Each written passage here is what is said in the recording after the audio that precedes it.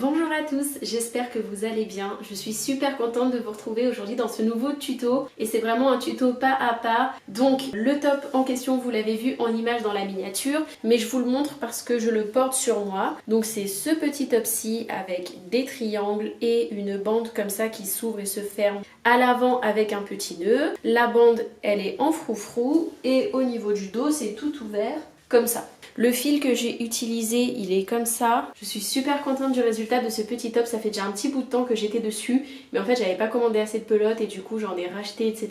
Donc le temps de la livraison. Enfin bref. Donc voilà, je vais vous laisser avec les images. J'ai essayé de vous filmer vraiment tout pas à pas pour que les personnes les plus débutantes d'entre vous puissent réussir à faire le top sans difficulté. Honnêtement, je trouve que c'est pas un top compliqué à faire, c'est pas plus dur que ça. Donc voilà, j'espère que ça va vous plaire et je vous laisse avec le tuto. Alors tout d'abord, première chose que vous allez faire, c'est faire un nœud coulant avec vos deux fils réunis. Donc en vrai, c'est pas plus compliqué, hein, vous faites le nœud coulant. Juste, vous prenez bien les deux fils si vous en prenez deux. Et si vous utilisez qu'un seul fil, vous faites avec un seul fil. Donc voilà, ça c'est la base, c'est le nœud coulant et je laisse un petit peu de marge, après je cacherai mes fils. Alors juste avant, je vous montre sur mon exemple, moi j'ai crocheté avec un crochet en 4.5 parce que c'est le plus petit que j'avais et au final ça fait un petit peu de jour comme ça. Donc si jamais vous utilisez les mêmes fils que moi, pensez à prendre un crochet un tout petit peu plus fin. C'est important de sous-tailler son crochet quand on veut vraiment des mailles bien serrées parce que là du coup il y a un petit peu de transparence, donc moi ça me dérange pas plus que ça. Mais si jamais vous, ça vous plaît pas, n'hésitez pas à sous-tailler. On va venir monter des mailles en l'air. Donc vous montez quelques mailles en l'air et ensuite je vais vous montrer comment vérifier si vous avez fait la bonne taille.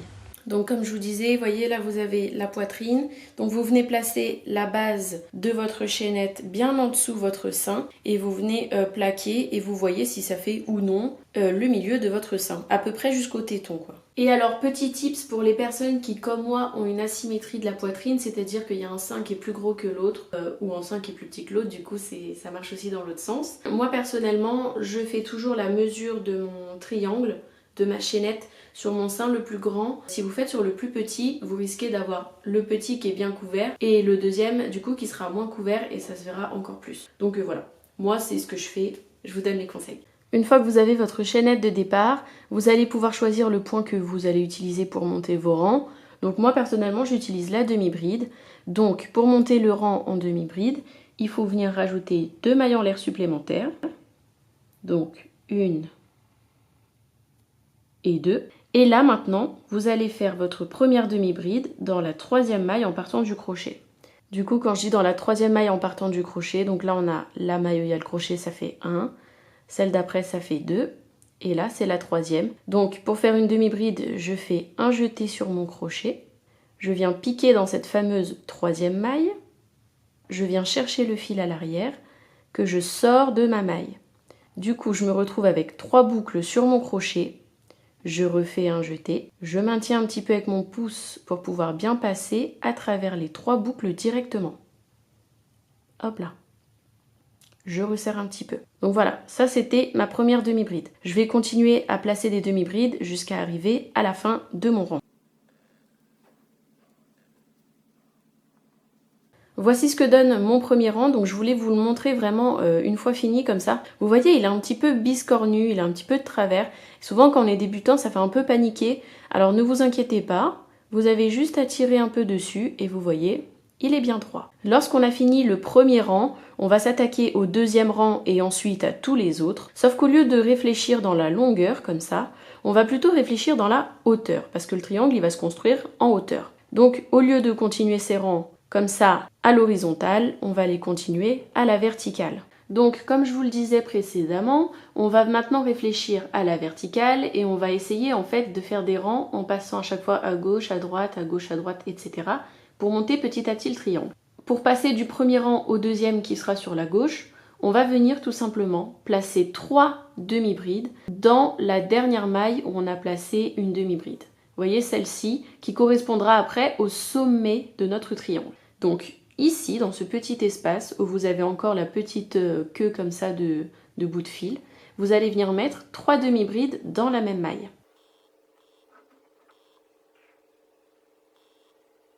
Et vous voyez qu'avec ces 3 demi-brides, on a commencé du coup à partir de l'autre côté et c'est exactement ce qu'on voulait. Ensuite, on va continuer à mettre des demi-brides. Du coup, dans chaque maille du rang opposé, comme ça, en face de celui qu'on a fait. Et c'est là où vous retrouvez une des premières difficultés, c'est qu'en fait, en face, vous n'avez pas des vraies mailles comme ça. Vous voyez, bien en tresse, vous avez plutôt des mailles assez fines. Donc ça, c'est normal, c'est parce que c'est le début de la chaînette et qu'habituellement, on ne travaille pas dedans. Mais là, ce que vous allez faire, c'est que là, vous allez repérer en fait les espaces créés par le crochet. Et c'est ça qui va vous aider à passer dans le rang d'en face. Deuxième astuce, il va falloir compter vos mailles. Vous savez que dans la première rangée, on a mis 13 demi-brides. Du coup, là, vous allez compter et vous allez faire en sorte qu'il y ait 13 demi-brides. On va faire la première demi-bride. Donc, vous voyez, le premier espace, il est juste ici.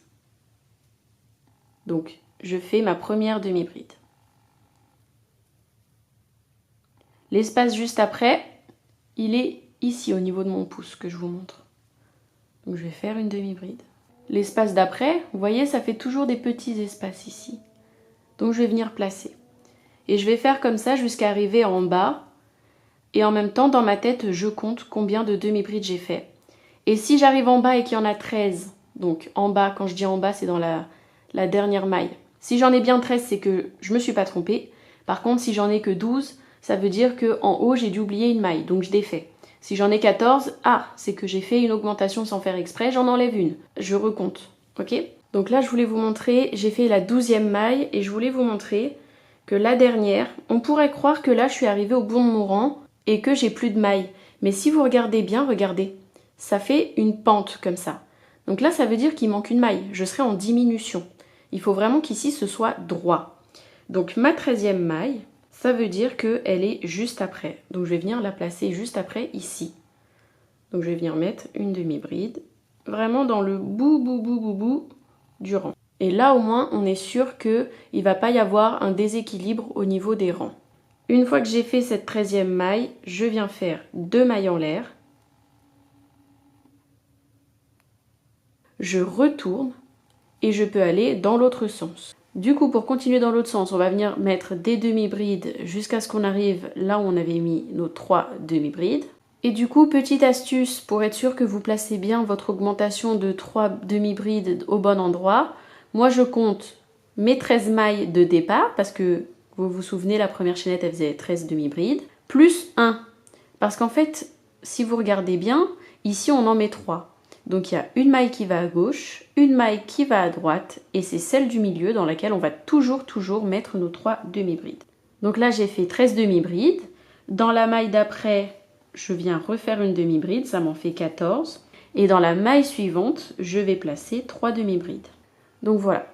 Et là, si je ne me suis pas trompée, lorsque je vais venir placer mes demi-brides de l'autre côté, je devrais en avoir 14. 1, 2, 3, 4, 5, 6, 7, 8, 9, 10, 11, 12, 13 et 14. Donc vous voyez, j'ai bien 14 de chaque côté. Et donc, pour vous donner un exemple, pour le prochain rang, je vais venir monter 2 mailles en l'air au bout du projet. Donc ça, c'est comme d'habitude. Ensuite, je retourne. Je vais venir placer 15 demi-brides. À la 16e, du coup, je vais mettre 3 demi-brides, c'est mon augmentation. Et quand je vais redescendre dans l'autre sens, il y aura 15 demi-brides. Après, ce que vous pouvez faire également, si jamais vous le souhaitez, c'est venir vous mettre un petit marqueur de maille au sommet, du coup, dans la maille du milieu. Et comme ça, vous savez que là où il y a votre marqueur de maille, vous faites 3 demi-brides à chaque fois. Donc voilà pour la base du triangle. Et vous faites ça autant de rangs que vous avez besoin pour couvrir du coup votre sein. Et ensuite, pour le deuxième, vous n'avez plus qu'à reproduire. Donc voilà ce que vous obtenez après, 2 beaux triangles. Alors souvent, j'ai la remarque comme quoi c'est pas tout à fait droit en bas. Je vous avoue que je me rends pas trop compte, mais il me semble que c'est un petit peu incurvé. Pas beaucoup, mais vous voyez, c'est pas totalement genre ligne droite. Donc ne vous inquiétez pas si c'est pas 100% droit. Vous voyez, moi ça fait comme ça. Donc voilà. Ensuite, on va venir réaliser la bande de froufrou en dessous des triangles. Donc pour ça, vous faites un nœud coulant et ensuite vous allez monter des mailles en l'air de sorte à avoir une longue chaînette qui fait le tour de votre bus. Donc moi, il me semble que ça fait environ 90 mailles en l'air, il me semble. Ah oui, je vous explique, moi ma bande, je l'ai déjà commencé, du coup là l'exemple que je vais vous donner, il va être plus petit, mais vous voyez bien que ma bande, elle est super grande. Imaginez là que vous avez 90 mailles en l'air. Pour le premier rang, je vais faire un rang de demi-bride, du coup je vais venir rajouter 2 mailles en l'air. Et ensuite, je vais faire ma première bride dans la troisième maille en partant du crochet. Je viens ici et je fais un rang en demi-bride. Comme toujours, arrivé à la fin d'un rang, on vient monter les mailles en l'air. Donc moi, j'en monte 2. Je retourne mon rang pour pouvoir faire le deuxième. Et pour le deuxième, j'ai choisi de faire des brides, donc au lieu des demi-brides. Comme ça, c'est un point qui est un petit peu plus grand. Je commence bien évidemment dans la première maille ici, après celle où il y a le crochet. Et ce que je vais faire pour le deuxième rang, c'est que je vais faire une bride plus une augmentation dans chaque maille. Donc vous voyez, là je fais une bride, une augmentation. Donc une augmentation, ça veut dire que dans chaque maille de votre rang précédent, vous allez mettre 2 brides. En fait, ça va permettre de faire l'effet froufrou. Donc encore une fois, je vous le montre sur l'échantillon, mais sur le rendu final, vous faites tout pareil. Bien évidemment, si vous voulez un effet froncé encore plus prononcé, vous pouvez mettre plusieurs augmentations. Par exemple, vous pouvez en mettre 2, 3, enfin c'est vraiment comme vous voulez. Donc moi, je fais 2 brides par maille sur tout le long de mon deuxième rang. Donc une fois que vous avez fait votre deuxième rang, ça donne ça sur l'échantillon et sur mon truc final, ça donne ça. Bien évidemment, avec les rangs d'après, ça va s'allonger, etc. Donc ça ne rendra pas exactement pareil.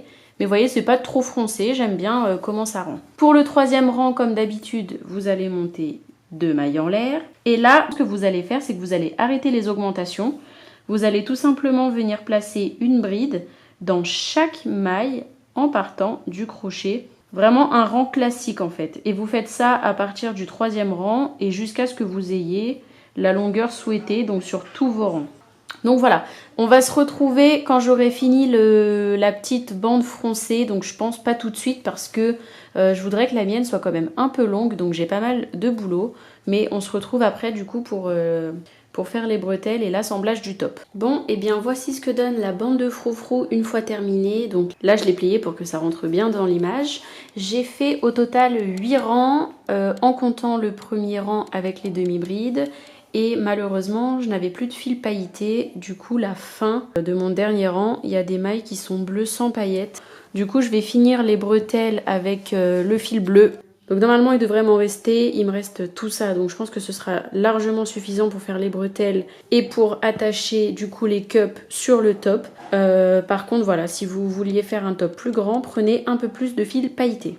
Là, je vais vous montrer, on va assembler les triangles. Donc j'en ai déjà mis un à l'avance, je vais vous montrer du coup avec le deuxième. Première chose, pour être sûr que vous le faites dans le bon sens, vous allez venir identifier l'avant et l'arrière de votre triangle, en sachant que l'arrière c'est là où vous cachez les fils.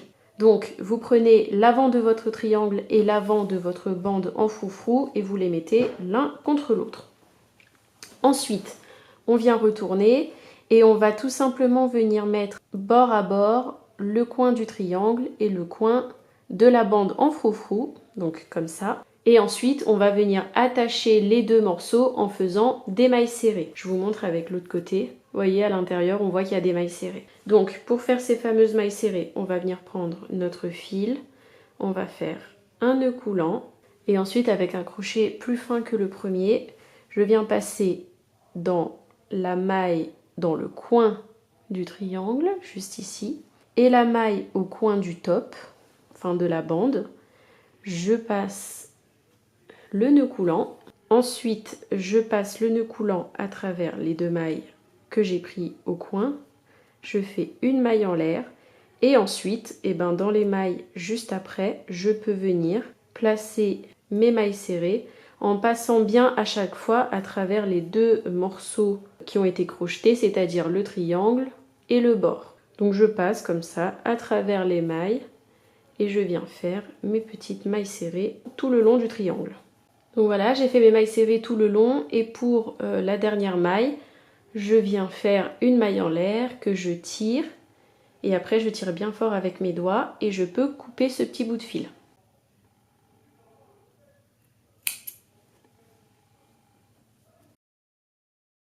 Une fois que c'est fait et avant d'attaquer les bretelles, Je vais venir le placer du coup sur moi pour voir si globalement ça rend... Pour voir si globalement c'est bon. Donc je le fais passer à travers mon dos. Ensuite, je viens placer le premier morceau ici. Je tiens comme je peux. Et ensuite, je tire un petit peu parce que du coup, il y aura une ficelle. Je tire un petit peu. Franchement, ça me paraît pas trop mal. En sachant que du coup, là, il y a la ficelle qui va venir fermer le top. Là, ce que vous pouvez faire à cette étape, ou vous pouvez le faire après, il n'y a pas de souci, c'est cacher les fils de couture. Donc pour vous expliquer vite fait, vous prenez votre petit bout de fil et vous le passez à travers les mailles serrées comme ça, tout le long, et ça va venir le bloquer, tout simplement. Donc je fais ça pour les deux morceaux de triangle qui ont été ajoutés, et je vais également cacher les fils qui ont servi à relier les pelotes, parce que j'ai pas utilisé qu'une seule pelote. Et pareil, les fils, en fait, tous les fils qui dépassent. Je vais pas tous les citer. Tous les fils que vous voyez qui dépassent, vous venez les cacher, et après on s'attaque aux bretelles. Voici du coup où j'en suis dans le top. Je suis vraiment désolée. J'ai complètement oublié de filmer les bretelles. En fait j'ai commencé à les filmer pour TikTok et après j'ai oublié de filmer pour YouTube. Mais en gros je vais vous expliquer. Pour les bretelles, vous faites un nœud coulant que vous allez venir placer au sommet du coup de votre triangle. Donc vous le faites passer dedans et ensuite vous allez faire plein de mailles en l'air de sorte à avoir la longueur qu'il vous faut. Tout simplement pour attacher dans votre cou. Moi j'en ai fait 55 plus 2 pour faire des demi-brides. Je trouve que les demi-brides c'est ni trop épais ni trop fin, j'aime bien. Une fois arrivé à la dernière demi-bride, je viens faire une maille coulée dans la maille juste à côté de celle du sommet et je viens fermer pour terminer ma bretelle. Après je fais un nœud avec les fils qui dépassent et j'ai plus qu'à les cacher. Du coup, je vais quand même vous montrer pour les petits cordons de serrage qui vont venir serrer le top à cet endroit-là. Donc c'est sensiblement la même technique que pour les bretelles. Donc je viens faire un nœud coulant. Je passe ce nœud coulant à travers ma maille. Et là, je vais venir faire plein de mailles en l'air. Et pour les cordons de serrage, j'ai décidé de ne pas doubler le fil pour l'instant parce que j'aime bien le fait que le fil soit plus fin au milieu.